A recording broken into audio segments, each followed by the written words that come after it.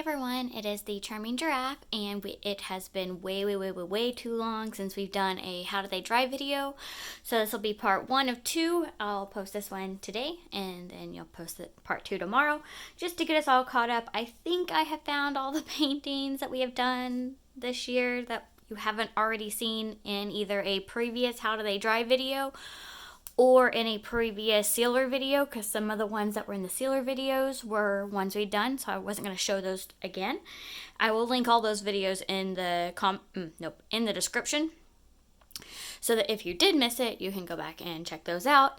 So this will be part 1. These are in no particular order. I just laid them out on the table, and this is how we will see them. So I'm going to start actually with our string pull wave painting. It dried identically to how it was poured. Not too much movement, given there's not a lot of paint on the canvas, not a lot of places for it to go, but really happy with that. This was my first attempt at a string pull wave, so thank you. I think it was Penelope for the suggestion, so love it. We'll be doing it again. And then we'll move on to this. This was a strainer pour, I think on a turntable. It looks like it was on a turntable.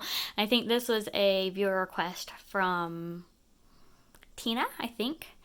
So it dried really well. I think it did shift slightly, but not enough to make too much of a difference. I think this kind of shifted just a little bit that way. Maybe not. It dried really well. Then this next one, I think was, I don't remember. This one moved a whole bunch. It was really pretty. It had all this depth to it, and then it just all went. So I was a little sad. It's still pretty, but not as pretty as it was when I first poured it. Definitely lost a lot of the color. What's left is kind of washed out with all the white. So, but yeah.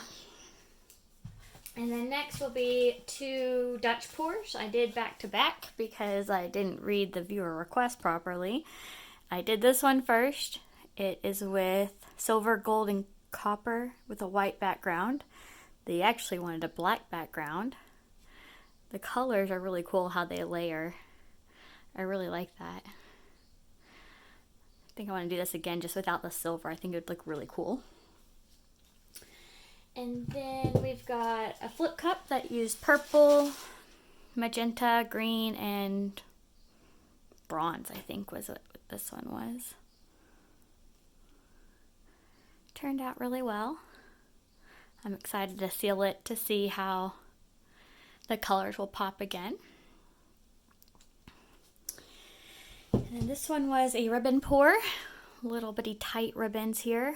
I really liked this one. This one was fun to pour too. And I don't think it moved too much. It may have moved a little, but not too bad. I like it. And then this was our Dutch pour. This extra long big piece. This is on an 8x20 canvas. I'll do a close-up on it. This one definitely had its struggles during the video, but I think we got something that looks pretty cool. Love this piece right here. Like that part with those bright greens in it. Yeah. I'll definitely be practicing some more with that technique. And then this was a leftover, I'm just going to show it this way just so it'll fit in the camera. Leftover paint traveling tree ring. Here, now we'll go down from this direction. This was my favorite parts here. Those lighter colors definitely have a little bit of texture to them, but a lot of contrast there. Here's those parts that kind of crazed a little bit, cracked a little bit. I just think it adds to the piece. I don't think it detracts from it at all. And then as we go to the top of the piece, we get into like a darker color scheme. Still really pretty. I'm very happy with it. Just showing it to you this direction because it will fit in the camera, but I really like it going this way the best. And then this was one of our tests with just floetrol. I don't remember which one this was. I can assume it was the tree ring and maybe it just shifted, but I actually don't know. This is where the blue spray paint background shows through from where it was just pure floetrol in the cup.